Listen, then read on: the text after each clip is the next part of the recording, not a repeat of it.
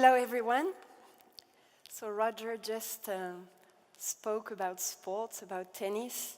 I wanted to start my speech talking about art, to tell you that the last time I went here in Holland, this was also for a fair, but an art one in Maastricht that AXA sponsors, and I really feel, and I was saying that to my team earlier this morning, that the Dutch have a specific talent for organizing such forums, such fairs, and I think it's fantastic to be able to connect with one another at a time where digital is bringing so much to the table. So I'm extremely pleased to be this afternoon in front of you. I'm a bit impressed, I must confess, because you are all innovators, you are all good innovators. And I'm sure that you're all extremely focused on growing your business, on trying day after day, slowly but surely, to improve the world we live in, with a lot of talent, with a lot of impetus, a lot of great technical skills that I probably envy you a lot. And I also know that in some of your heads there is probably the dream someday to disrupt giants like AXA. So, facing this, I asked myself, but my God, what am I going to bring to the audience? What am I going to tell you this afternoon? And in fact, the answer is a very candid testimonial from a chief marketing and digital officer of an incumbent, a giant insurer, whom I'm very proud of, because I think it's really looking at the world with eyes wide open, with a very humble positioning, with the certainty that it has to change, with the reality check that it's very difficult to change, but a very deep and very strong will to do so. And I'm going to illustrate that, I'm going to give that candid testimonial. This testimonial is, as I said, the one of someone coming from a very large company. The numbers you see there, they're quite impressive for a brand that is only 30 years old. We have today a customer base of more than 100 million customers in 64 countries. We are the #1 insurance brand for the 8th consecutive year. We have 165 employees all across the globe, and our revenues this year have overcome the threshold of 100 billion. This is very impressive. This gives a fabulous playground for someone like me, for my teams, because we have that huge customer base where we can test many things. We have that global presence, which allow us to test there again different types of innovation, because the way you innovate in China through WeChat, for instance, today is going to be extremely different from what you do in major countries in Europe, or very different to what you do also in the US. But also the figures in the bottom, a very impressive one, they give us the leeway to invest, to make bets, but in a way they are also an obstacle. Because when you're so big, when you're so successful, you have a lot to lose.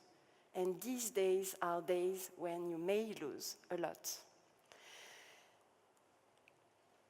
My first message is, I think in this room, in this large place, we have in fact all chosen the right industry.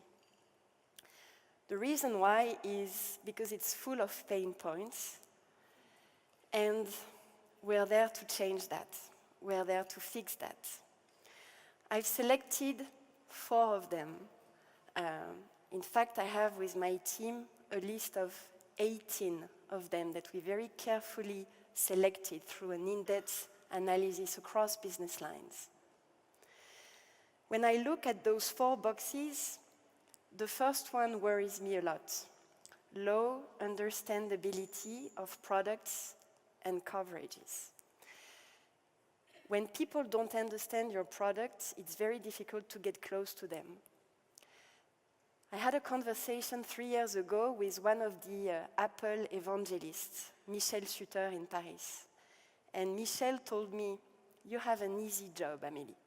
You have an easy job because insurance, people want to know about it not more than 10 minutes a year. So your job is just about making sure that these 10 minutes are good ones, reasonably good ones. I was in fact desperate and worried by that message from Michel. Desperate because, if all what we do sums up with just 10 minutes of interaction, not very exciting. And at the same time, I ask myself, but during these 10 minutes, are we good? Do we deliver on the promise?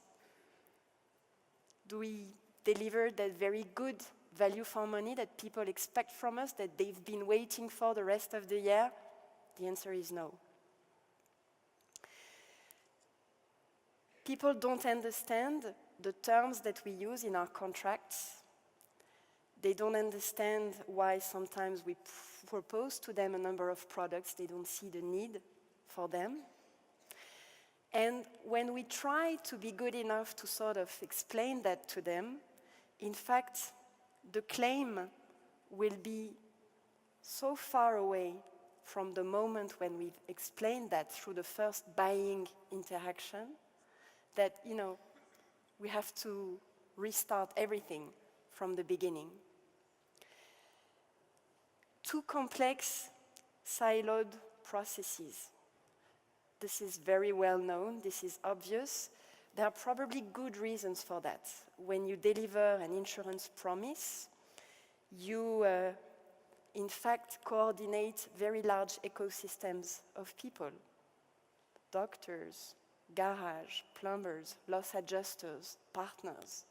You have many, many people to orchestrate.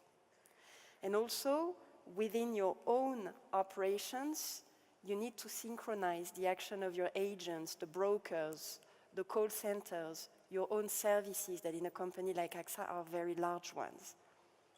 And it's very difficult from the legacy to really build the new and make sure that everything has the right momentum, the right alignment. Insufficient value for money. There I want to give one illustration. We realized with my team, looking really into the Net Promoter Score survey that we were getting from all our main entities, that in fact, in a given year, 40% of our customer base has basically no interaction with us. So imagine for those 40% of our people, of our customers, at the end of the year, what they get is a price increase. They have not seen us, they have not touched the product, they have not felt the value of it. And they just get a bill that is higher than the year before. So the need to really develop much more meaningful interactions is really paramount. And the last one, I would like to sum it up in one way. Insurance cannot continue to be the industry that most penalizes loyalty. This is just unsustainable. We say this, but my experience, after having been the CMO in AXA France, the major operational entity within the AXA Group for 5 years, and for being now at the group level for 1 year, is that it's not easy to fix. Even if you put into it the best commitment, the best possible energy, it's very, very tough. I would like to illustrate some of the difficulties I have in mind. The first one is clarity. I'm obsessed with clarity. But I gave it 2-3 tries. I launched a website called whohasthebestservice.com, where the goal was really to highlight the service component of our insurance contracts, which very often are completely not known, and insurers do everything they can for the consumers not to take advantage of those services. So those are a bit hidden within the covers. In fact, it was very, very difficult to get traffic on that website. I tested something different, another website which was called Test Your Insurance. There we did a very good work at really cutting into very small and easy pieces, very concrete situations where you would tell to people, in this situation, will you be covered or won't you be covered? To go back to the key issue, if you have a car, you lose your key, your car gets stolen, are you covered, are you not covered? Those very, very concrete life situations where the answer is very, very, very difficult to sort out. That site is a very positive step towards what we now want to do with bots. In the beginning, I told my team, I want us to invent the bot that will allow us to really solve that issue of covered, not covered, that big question mark that we all have every time we have an insurance issue. And in fact, I had a very wrong intuition about it. I told my team, but you know, that very complex issue, the machine will crack it. Us, we human, we are bad at sorting that out, but the machine will do it. And actually, this was completely the wrong intuition, because what we absolutely need is for the bots to function, is very, very simple, very itemized questions. And you need to do that, you need basically to rewrite completely the insurance contracts, to really cut it into very, very easy yes-no questions. The bots today, the artificial intelligence we tried, are not able to solve very complex, lively situations where your responsibility is at stake and you need to assess it. I had also the will with one AXA team, one AXA project team that was put together to take a very different approach to insurance and say, but if it is such a nightmare to understand when I'm covered, not covered, if I'm covered, not covered, etc., why don't we put in place a holistic insurance contract? The principle is that you are covered for everything but, and very specific exclusions, very, very, very tiny exceptions. In fact, it's extremely hard to put that product in place. I'm sure it will exist one day, but probably it will be specific to very, I would say, wealthy customer segments, because if you were to group all together all your insurance policies into one universal, holistic contract, then you probably need to pay quite a high price. In our first estimation, it was around 2,000 euros a year. Loyalty.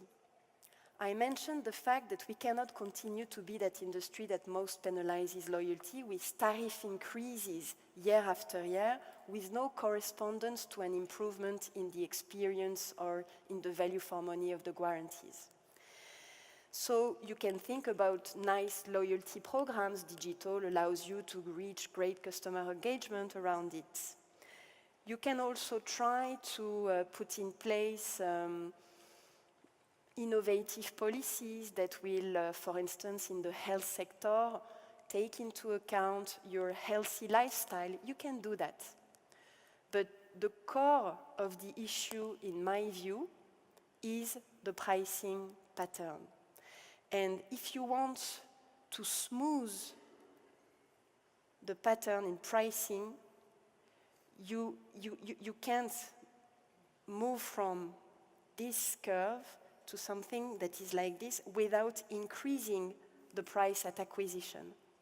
It's a bit technical, but if you are on the market, if you're a leader, if you're an incumbent, you cannot take the risk to increase your tariff at acquisition by sometimes 20-25%. You have to take into account the competitive pressure, the market momentum, and you cannot do that on your own, because if you do that, you auto-disrupt yourself. The third example, which I like, is the itemization. There again, I feel it's a very deep trend, and we will get there. We will go there for sure. Why? Simple fact there. Today, when you have a car insurance, It corresponds to a situation where 97% of the time, your car stays immobile, you don't use it. So you pay an insurance for something that is used only 3% of the time. So of course, we will need to be able to activate policies just when we need it. But there it raises, again, very important question. If you can activate when you want your policy, there will be anti-selection problems. Our teams, our actuarial teams, are really trying to crack that issue, but it's a very deep one. To address these challenges very rapidly, AXA, over the last year, with the new CEO, Thomas Buberl, has worked a lot on the foundations. I'm not going to go through that because probably somewhere in your mind you will feel that this is a bit of the big corporate, soap or whatever. But in fact, this is extremely important. And when you look at the GAFAs, when you look at the great digital companies, in fact, they are always extremely clear about their purpose. So we did a lot of work on this. And the fact that we stated that our purpose is to empower people to live a better life is changing radically a number of positions we are taking on customer experience. Also, the fact that we put customer first as a value is extremely important because it's no longer about customer centricity. It's no longer about being focused on customer experience. It's about putting customer first, which means that you're going to be able to take risk and make sure that because you want to favor the customer interest, you are prepared to take risk on your balance sheet and you are able to renounce to part of your profitability to anticipate for the future. I said that the work on the foundations has led us to define our purpose, but also to define a vision which our CEO has put very simply. He said, we want to move from being a payer to become a partner. And the job that my team has conducted over the last year is really to give substance to that positioning. And we identified 5 imperatives in terms of customer experience, having an ambitious approach of what customer experience means. It's not just about customer servicing at claims point. It's really about the offer. It's really about the interaction. It's really about every detail about what the brand stands for in the eyes of that customer. 5 imperatives. Bring more value to customers. There, our obsession is really to grow, to develop meaningful interactions with our customer beyond selling and claiming point. To do that, we are going to launch what our CEO calls the universal services, which are basically 3 of them. First, prevention in the health sector. We would like to develop something that looks like a little bit the vitality value proposition from Discovery. Second is the elder care services. In our portfolio of 100 customers, we have a very large number of very senior people, and today on the market, besides maybe Honor in the US, there is no player that has cracked that combination of technology and human touch which will allow us to secure that the elderly can stay home in a much more autonomous manner, giving information to the family, monitoring the quality of the service of the healthcare givers, and also monitoring through the right sensors the vitality of the elderly, of the patients themselves. And the third one is around care coordination, where we have fabulous examples across the board. If I think about, for instance, Babylon Health in the UK, artificial intelligence that really allow people to get into the right network, to the right doctor, based on their data, based on what we can understand on their health situation. Those universal services represent a shift for AXA from an insurance vision to a much more service-oriented vision, which will allow us to recreate that frequency of interaction. The second element is about acting as a problem solver. I'm not going to tell you about, the omni-channel customer experience, the redesign of the customer journeys. These are must, takes time, difficult, full of traps, absolutely necessary. What I want to touch upon is the fact that going forward, if we want to stand as a partner, we will absolutely need to tackle the issue of the substandard risks. For people that do not fall in the proper B4 line 8, page 3 of that contract. We want to be much more pragmatic and make sure that for each and every customer, we provide a solution even if the guarantee did not specify that that situation was covered.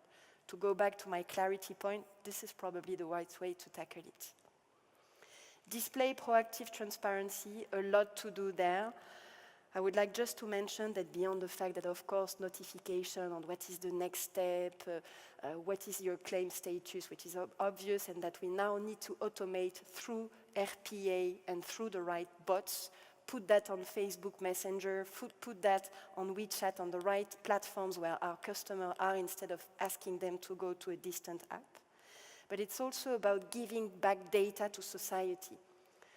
One of the richness of AXA is really a very, very deep customer knowledge. We have tons of data that are often underused, and that intelligence, which will allow us, for instance, to tell people where there are dangerous roads, when is the week that is worst in terms of burglaries in the west coast of France. We want to be able to give back to society that intelligence that is embedded within our data. Fourth one, reward loyalty. I spoke a lot about it. My dream is one day not to worry anymore about that loyalty issue. Why? Because I think once you've put in place a really outstanding customer experience, you have no issue with loyalty, even if you have a bit of a high price or increasing price. In fact, the real key is make your product, your experience, your technology outstanding, and people will want to stay with you, to do more with you. Treating customers with care. A lot to do on customer-facing behaviors. A very old, but still very actual battle. But the one element I would like to secure is that I really reduce the level of effort that customers have to put on the table, to put when they want to interact with us. So you do that through bots, you do that through voice, through the smartest leverage of artificial intelligence.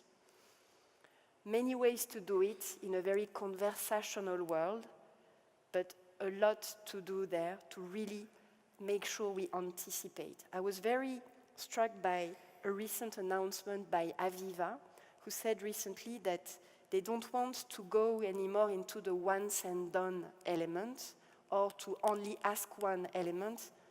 They want people not to ask anything anymore. They want to be able to predict the intent and the need of the customer. To do that, you need very strong capabilities, data-driven processing. You need to be extremely good at exploiting the data within your interfaces, and we are far from doing that well today. I'm not sure many of you know that this is an important day for AXA.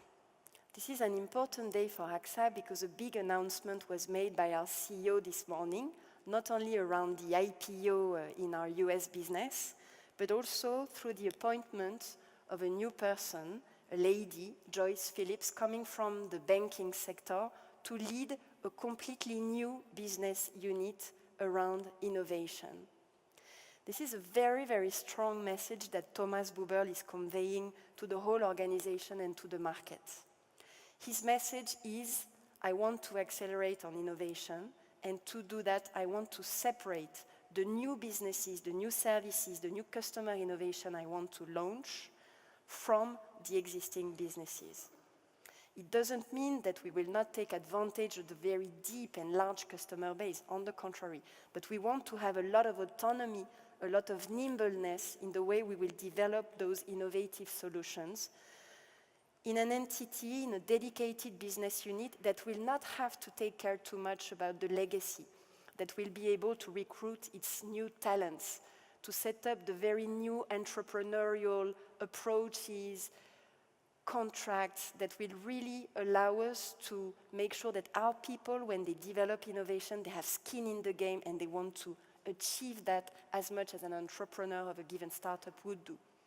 This is really a very deep cultural change within AXA, and I'm extremely happy that we are taking that road, because I'm sure it will allow us to really unleash the power of innovation within a group that has put in place a few jewels. I would like to mention maybe two of them. CAMET, you've probably followed that 1 year ago. It's the internal incubator of AXA, and there are extremely promising teams. And the second one is AXA Strategic Ventures, which is a venture fund equipped with $230 million to take stakes within promising, very, very good startups. A last word for my conclusion. I think these are very interesting times. Can create anxiety, can create the fear not to be good enough, not to be fast enough, not to be expert enough, not to be tech enough. I have that fear every single day. I try to overcome it. And in fact, I think in France, we had a fabulous inspiration from our new president. And I've written those 5 elements yesterday night, a bit late, thinking of the parallel with politics and the way Emmanuel Macron achieved that disruption in politics, because that's a disruption. What has he done? He really understood what was wrong on the French political scene. Those politicians that all talk the same, that promising that they never deliver, etc. He felt the momentum, developed the right sense of urgency. He got the right people on board. He combined the power of the existing and the agility of the new, leveraging his experience as a minister, then going for that new idea of a new political movement and trying a very new positioning. He's been bold and focusing day after day relentlessly on execution. I love this parallel between politics and business. If our president gave us such a great example, I'm sure the French-born company of AXA can deliver outstanding things and succeed in its new positioning to empower people to live a better life. Thank you for your attention.